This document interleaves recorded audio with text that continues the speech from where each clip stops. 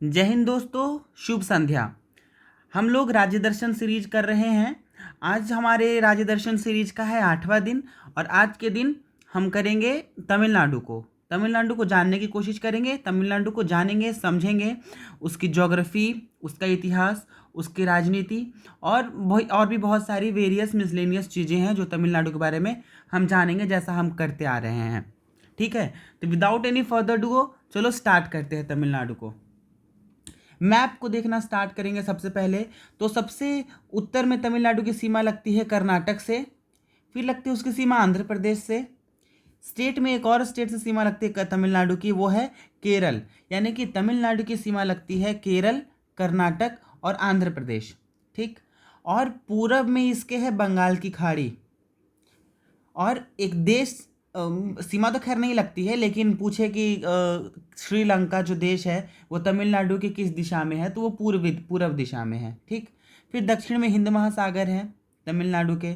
और तमिलनाडु का जो आप पॉइंट देख रहे हो, ये भारतीय मुख्य भूमि का दक्षिणतम बिंदु है, जिसको कहते हैं कन्याकुमारी। ठीक है, और कन्याकुमारी का अगर हम लोग अक्षांशीय विस्तार की बात करें तो ये है 8 डिग्री 4 मिनट उत्तरी अक्षांश में ये पड़ता है। यानी भूमध्य रेखा से 8 डिग्री 4 मिनट ऊपर है ये, इतना हम ध्यान रखेंगे। ये एक पॉइंट देख रहे हो, ये जो मैं डॉट कर रहा हूँ, ये है तमिलनाडु की राजधानी चेन्नई। बहुत सारी नदियाँ भी गुजरती हैं तमिलनाडु से, उसको भी हम देखेंगे। ठीक है, तमिलनाडु की राजधानी तो चेन्नई है, मैंने बता दिया। जन घनत्व की बात करें तो 555 व्यक्ति प्रति किलोमीटर स्क्वायर में रहते हैं। लिंगानुपात 996 है, जो कि अपने आप में बढ़िया है प्रति 1000 पुरुष में। साक्षरता इसकी 80.09% है। लोकसभा सीटें 39, राज्यसभा की 18 सीटें, विधानसभा की 234 सीटें हैं तमिलनाडु में। भौगोलिक विभाजन देखो तो तमिलनाडु को 4 मेजर पार्ट्स में डिवाइड किया गया है। पहाड़ी क्षेत्र, ये जो हमारा तमिलनाडु है ना, रुको मैं इसको इरेज कर देता हूँ, उसके बाद फिर हम लोग थोड़ा समझने की कोशिश करेंगे तमिलनाडु का जो भौगोलिक विभाजन है उसको। तो ये जो तमिलनाडु का जो एरिया है, इधर से पूर्वी घाट जाती है। पूर्वी घाट चूंकि कंटिन्यूस नहीं है, पूर्वी घाट ऐसे ऐसे हम बनाएंगे। ठीक, और पश्चिम की तरफ से आती है पश्चिमी घाट। ठीक है, तो तमिलनाडु के जब भौगोलिक विभाजन की बात करें तो पहला डिवीज़न आता है पहाड़ी क्षेत्र।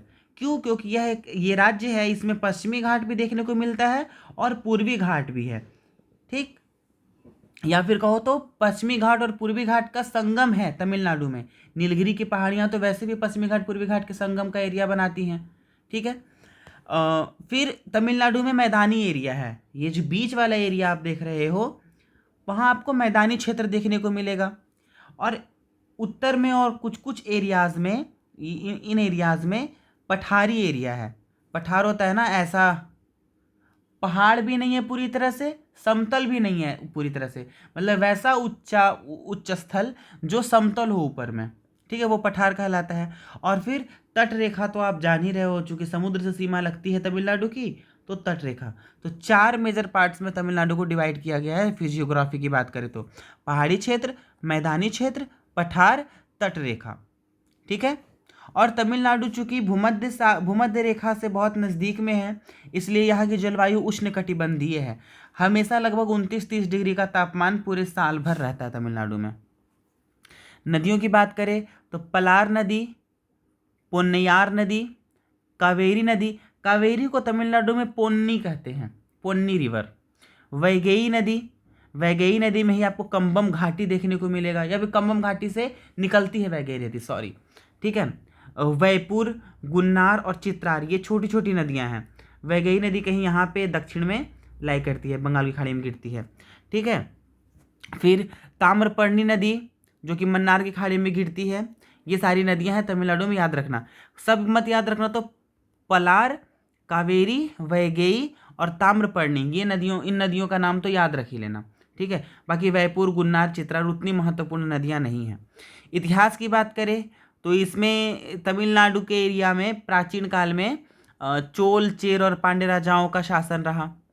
ठीक है, चेर तो बेसिकली केरल राज्य के एरिया में चेर थे, लेकिन कुछ एरिया तमिलनाडु का भी उन लोगों ने ऑक्यूपाई कर रखा था। ठीक है।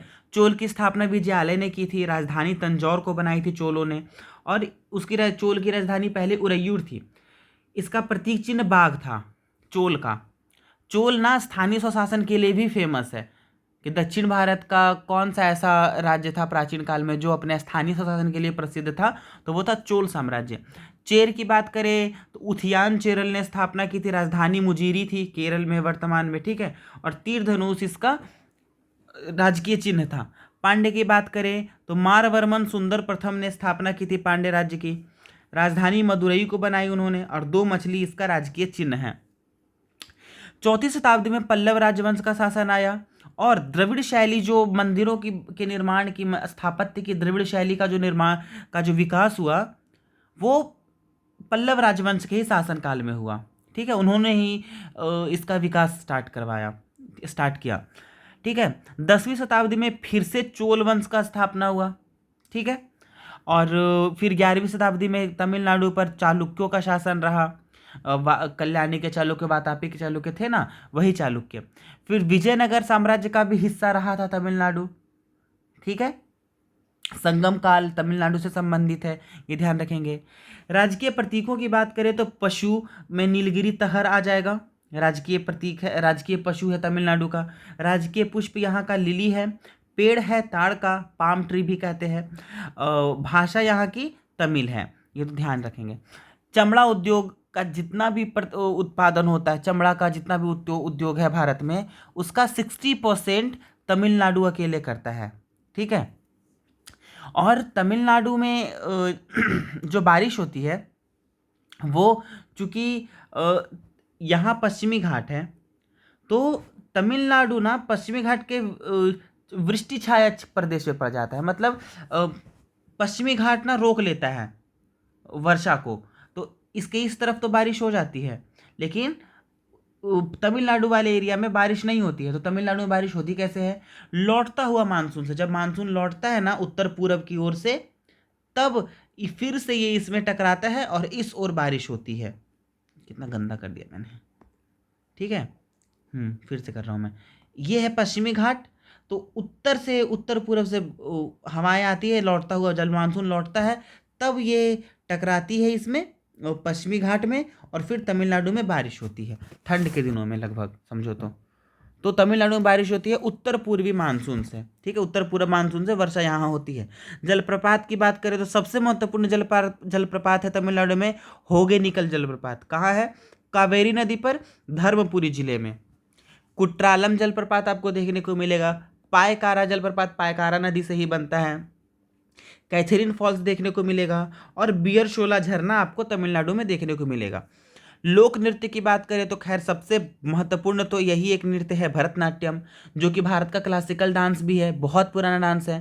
ठीक है। भरतनाट्यम मैं भी थोड़ा बहुत सीख रहा हूँ भरतनाट्यम, मुझे आता नहीं है बहुत ज़्यादा, बट बहुत खूबसूरत डांस है भरतनाट्यम। स्ट्रेंथ बहुत ज़्यादा लगती है। ठीक है। क्लासिकल डांस में वैसे भी स्ट्रेंथ बहुत ज़्यादा लगती है। भरतनाट्यम की एक चीज़ समझना कि जब एक जो नर्तक होता है वो स्टार्ट करता है भरतनाट्यम, मतलब प्रस्तुति शुरू करने के पहले जो वो मुद्राएं बनाता है उसको अलारिपू कहते हैं, मतलब प्रणाम करना, अलारिपू। और जब समापन के समय प्रणाम किया जाता है उसको तिल्लाना कहते हैं। ठीक है। हाथ के मूवमेंट को अडवू कहते हैं, और पद ताल के मूवमेंट को तत्तड़वू कहते हैं। ठीक है। ये छोटी छोटी जानकारी है, मैंने बता दिया आपको, ध्यान रखना। तो भरतनाट्यम स्टार्ट होगा अलारिपू से और समापन होगा तिल्लाना से। ठीक है। अलारिपू और तिल्लाना। हाथ के मूवमेंट को अडवूज कहते हैं और पैर के मूवमेंट को तड़वू कहते हैं, तत्तड़वू कहते हैं। ठीक है।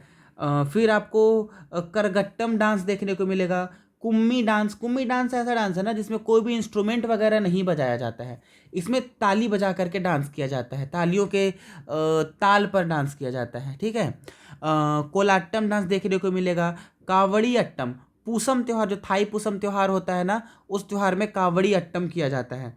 फिर काई सिलबट्टम, नवरात्रि को मनाया जाता है, काई सिलबट्टम डांस किया जाता है। ओलियट्टम, और फिर देवरत्नम त्यौहार देवरत्नम डांस किया जाता है तमिलनाडु में। त्योहारों की बात करें तो चितिरे मदुरै त्यौहार मनाया जाता है तमिलनाडु में। पोंगल बहुत महत्वपूर्ण है। पोंगल एक तरीके का हार्वेस्ट फेस्टिवल है, जब फसल की कटाई होती है तब पोंगल मनाया जाता है।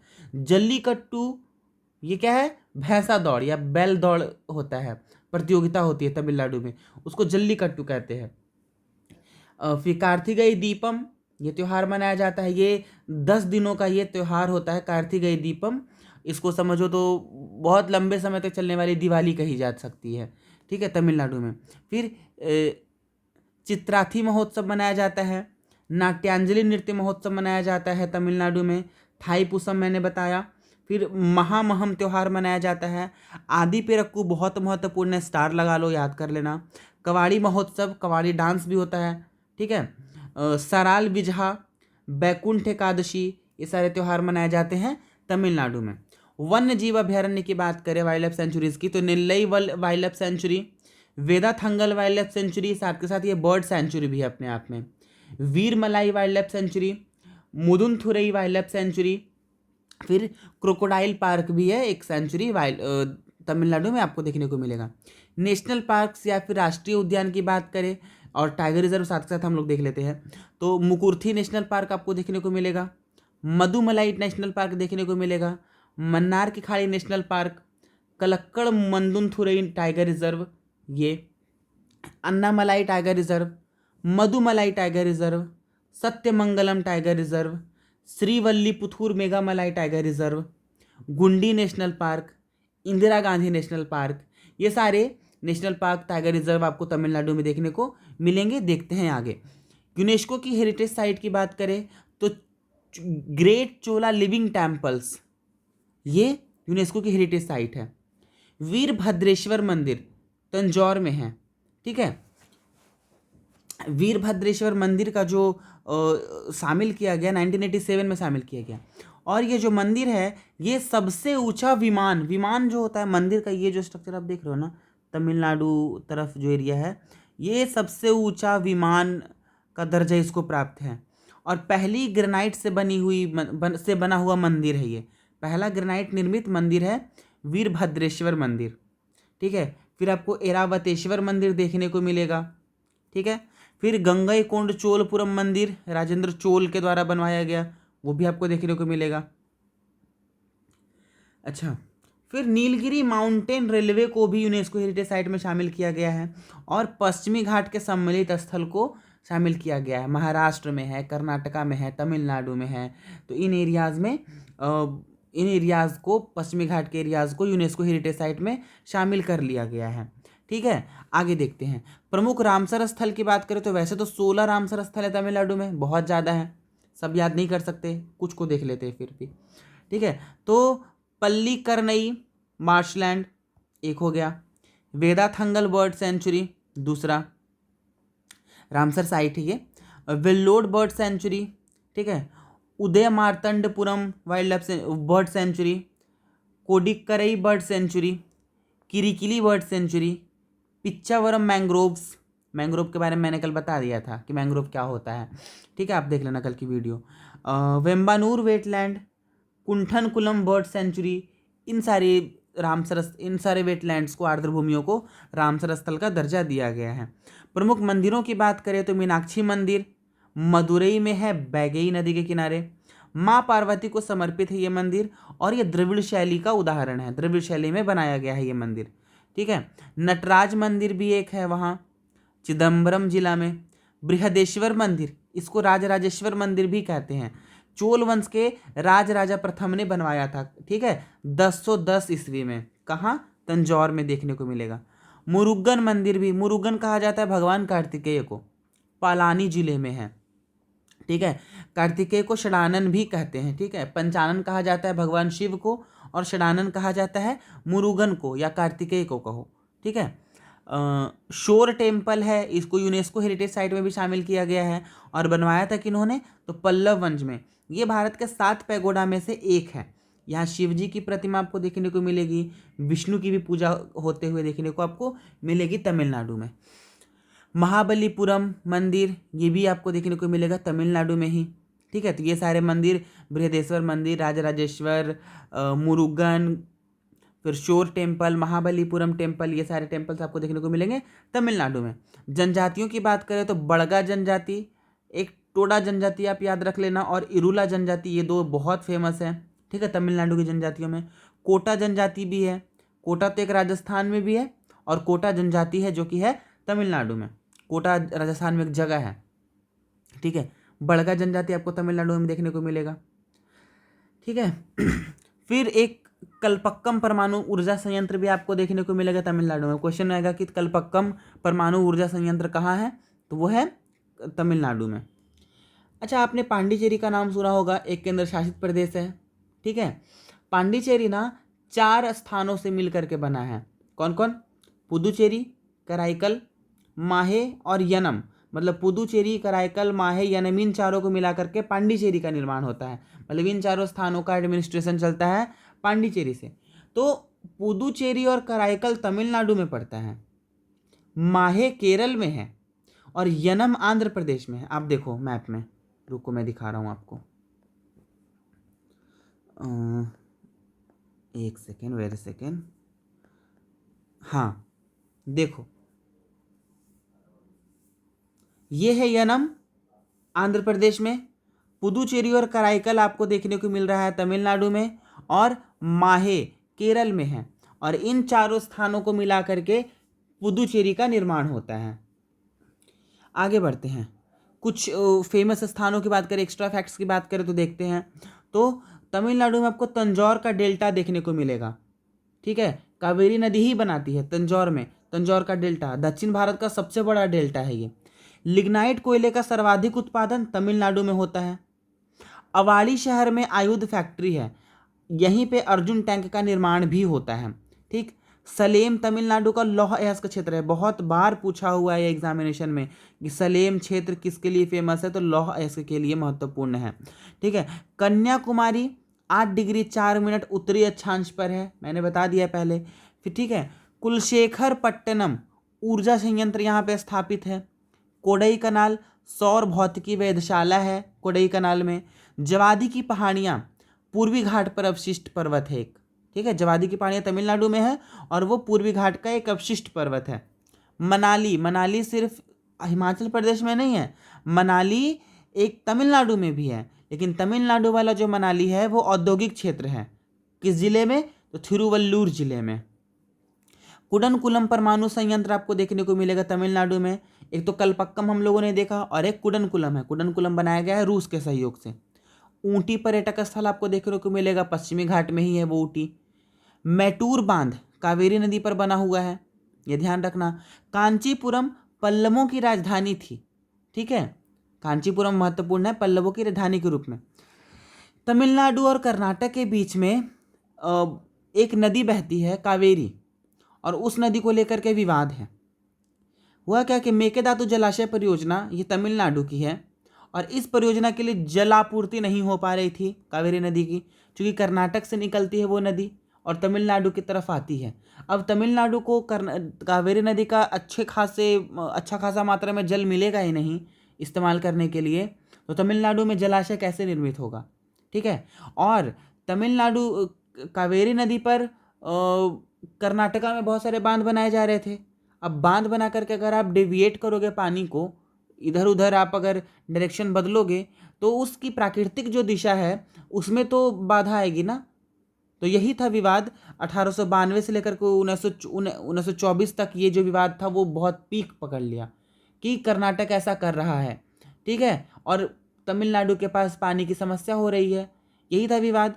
1990 में कावेरी जल विवाद के लिए फिर एक न्यायाधिकरण की भी स्थापना की गई, तब समझौता हुआ। अभी भी पूरी तरह से दोनों राज्य संतुष्ट नहीं है। कर्नाटक कहता है कि हम लोग नॉर्मल यूज़ कर रहे हैं, और तमिलनाडु का हमेशा से आरोप रहता है कि चूंकि उस तरफ से नदी आती है तो आप पानी को रोकने का प्रयास करते रहते हो हमेशा, ठीक है। ये था कावेरी जल विवाद।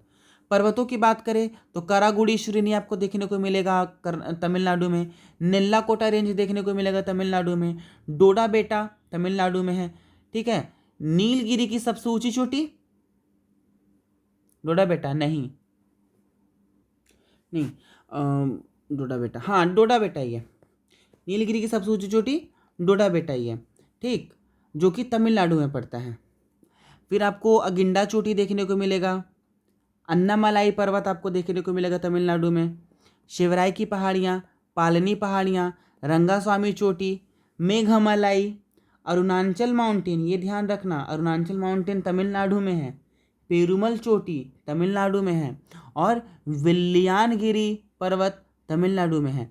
अगर बहुत महत्वपूर्ण की बात करें तो पालनी याद रखो, पालनी की पहाड़ियाँ, शिवराय की पहाड़ियाँ, रंगास्वामी चोटी, डोडा बेटा नीलगिरी की सबसे ऊंची चोटी आपको तो याद रखनी ही रखनी है। फिर अन्नामलाई, और अन्नामलाई में एक पर्वत है अनाईमुडी, ये आप ध्यान रखना, ठीक है। सेंट जॉर्ज का किला, भारत में अंग्रेजों का सबसे पहला किला 1644 में बना था ये, ठीक है। सेंट जॉर्ज किला तमिलनाडु में ही बनाया गया था। रानी वेलु नचियार, आपने खेलो इंडिया यूथ गेम्स जब तमिलनाडु में हो रहा था ना, तो उसका जो मस्कट था वो वीर मंगाई को बनाया गया था। कौन थी वीर मंगाई? तो ये तमिलनाडु की एक रानी थी, शिवगंगा की रानी थी, ठीक है। रानी वेलु नचियार, इनको वीर मंगई भी कहा जाता है। इन्होंने अंग्रेजों के खिलाफ युद्ध, बहुत सारे युद्ध लड़े, ठीक है। और ये जो है ना आत्मघाती बम जो कंसेप्ट आया वो इन्होंने ही स्टार्ट किया था। इन्होंने ही अपने सर पर घी, बहुत सारा अपने शरीर पे घी लगा करके, खुद को आग लगा करके अंग्रेजों पर बम की तरह वो कूद पड़ी थी, ठीक है, ऐसा माना जाता है। शायद सच भी है ये घटना, ठीक है। तो वो थी रानी वेलु नचियार। हैदर अली ने इनकी बहुत मदद की थी युद्ध में, अंग्रेजों के खिलाफ लड़ने में, ठीक है। फिर एक पर्सनालिटी आपको देखने को मिलेंगे तमिलनाडु में, सी राजगोपालाचारी, ठीक है। उन्होंने महात्मा गांधी जी के सविनय अवज्ञा आंदोलन से प्रेरित होकर के तिरुचि से वेदारण्यम तक की यात्रा की थी 1930 में, और नमक भी बनाया था। वेदारण्यम कहाँ है? नागपट्टी जिला में, ठीक है। सविनय अवज्ञा आंदोलन 1930 से वो प्रेरित थे। तिरुचिरापल्ली, सबसे पुराना बांध, ग्रांड एनिकट बांध, चोलों के द्वारा जो बनाया गया था वो तिरुचिरापल्ली में ही है, सबसे पुराना ग्रांड एनिकट बांध। तूतीकोरिन बंदरगाह है तमिलनाडु का। रामेश्वरम फेमस है किसके लिए? वहाँ से श्री राम सेतु का प्रारंभ होता है, ठीक है। रामेश्वरम के धनुषकोटि द्वीप से राम सेतु का प्रारंभ होता है, ठीक है। और किस लिए महत्वपूर्ण है, फेमस है? तो वो एपीजे अब्दुल कलाम का बर्थ प्लेस भी है रामेश्वरम, ठीक। पाल घाट एक दर्रा है जो कि केरल को तमिलनाडु से जोड़ता है। प्रिसाइजली बात करें तो केरल के कोच्चि से तमिलनाडु के कोयम्बटूर को जोड़ता है। सेनकोट्टा दर्रा है, आपको देखने को मिलेगा तमिलनाडु में, वो भी केरल और तमिलनाडु को जोड़ता है। प्रिसाइजली बात करें तो केरल की राजधानी तिरुवनंतपुरम और तमिलनाडु के मदुरई शहर को जोड़ता है। तो ये थी जानकारी तमिलनाडु के बारे में, आई होप आपको समझ आया। ये देखो फिगर विजयनगर एम्पायर का है। तो विजयनगर एम्पायर अभी का आंध्र प्रदेश, कर्नाटक, तमिलनाडु, केरल, इन सारे एरियाज में फैला हुआ था विजयनगर एम्पायर या विजयनगर साम्राज्य। तमिलनाडु के हम लोगों ने फिजियोग्राफी की बात की, तो ये देखो नीलगिरी जो पर्वत है ना, वो तमिलनाडु, केरल और कर्नाटक के ट्राइजंक्शन पर स्थित है, मतलब तीनों राज्यों की सीमा पे स्थित है नीलगिरी माउंटेन, ठीक। आप ये देखो पलनी की पहाड़ियाँ, अगस्त्यमलाई तमिलनाडु में है, कोडियार लेक आपको तमिलनाडु में देखने को मिलेगा। ये बहुत सारी चीज़ें तो आप मैप से भी कवर कर सकते हो, ठीक है। चित्तेरी हिल्स तमिलनाडु में देखने को आपको मिलेगा। जवादी की पहाड़ियाँ तमिलनाडु में हैं। एलागिरी तमिलनाडु में है, ठीक है। मुकुर्थी हिल, मुकुर्थी लेक भी है, मकुर्थी झील, मकुर्थी लेक, ये सब आपको तमिलनाडु में देखने को मिलेगा। आप मैप को देख लेना। अच्छा, ये आप देख रहे हो, ये है गल्फ ऑफ मन्नार की खाड़ी, और ये है पाक स्ट्रेट, ठीक है। ये पाक की खाड़ी, PAL के पाक की खाड़ी, जो कि जोड़ता है, अलग करता है किसको? पाक स्ट्रेट, भारत और श्रीलंका को, ठीक। आगे देखते हैं। ये है मद्रास प्रेसिडेंसी, जो कि वर्तमान का आंध्र प्रदेश भी लेता था हल्का, और तमिलनाडु तो लेता ही था, और हल्का फुल्का एरिया केरल का भी लेता था, और बंगलौर कर्नाटक का भी एरिया लेता था। तो ये है मद्रास प्रेसिडेंसी, जो मद्रास रियासत, मद्रास प्रांत जो है ना, वो उसका मैप मैंने लगाया है, आप देखो। फिर ये कुछ कंजर्वेशन के लिए चूज़ किए हुए कुछ बर्ड सेंचुरीज़ हैं। Vellore bird sanctuary, Pichavaram mangroves, Karikili bird sanctuary देखने को आपको मिलेगा तमिलनाडु में। फिर वेम्बनूर वेटलैंड कम्प्लेक्स आपको तमिलनाडु में देखने को मिलेगा। Gulf of Mannar marine biosphere reserve आपको तमिलनाडु में देखने को मिलेगा। ठीक है, कुंथनकुलम बर्ड सेंचुरी आपको तमिलनाडु में देखने को मिलेगा यहाँ पे। ठीक है, फिर उदय मार्तंडपुरम वर्ल्ड बर्ड सेंचुरी आपको देखने को मिलेगा तमिलनाडु में। ये सारी चीज़ें आप देखो और ध्यान में रखो। ठीक, ये फिर एक मैंने मैप लगाया है। हम लोगों ने बात कर ली है माहे यनम, पुदुचेरी और कराईकल के बारे में। ये देखो मीनाक्षी मंदिर है, हाउ ब्यूटीफुल, बहुत खूबसूरत मंदिर है। और दक्षिण भारत के मंदिरों की एक खासियत है ना कि वो बहुत कलरफुल होते हैं। उत्तर भारत के मंदिर एक कलर के होते हैं, ठीक है, लेकिन दक्षिण भारत के मंदिरों में प्रथा है कि बहुत कलरफुल, बहुत तरह तरह के रंगों का इस्तेमाल किया जाता है। और ये है ग्रेट चोला लिविंग टेम्पल, ये है चोल साम्राज्य का, जिसको यूनेस्को हेरिटेज साइट में भी शामिल किया गया है। तो ये थी जानकारी हम लोगों ने ले ली तमिलनाडु के बारे में। ठीक है, हम लोगों ने 8 दिन कवर कर लिया है। 8 दिनों तक हम लोगों ने तमिलनाडु को कवरेज, तमिलनाडु तक के हम लोगों ने राज्य दर्शन कर लिया है। अभी 20 स्टेट करना और बाकी है, हम लोग वो भी कर लेंगे। आप लेक्चर के साथ बने रहें, आप मेरे साथ जुड़े रहें। अगर आपको वीडियो अच्छी लगी है, अगर आपको मेरे पढ़ाने का तरीका अच्छा लगता है, समझ आता है, तो प्लीज़ मेरे वीडियो को लाइक कीजिए, शेयर कीजिए अपने दोस्तों के साथ, उन्हें भी मदद पहुंचाइए और सब्सक्राइब कीजिए। Thank you very much.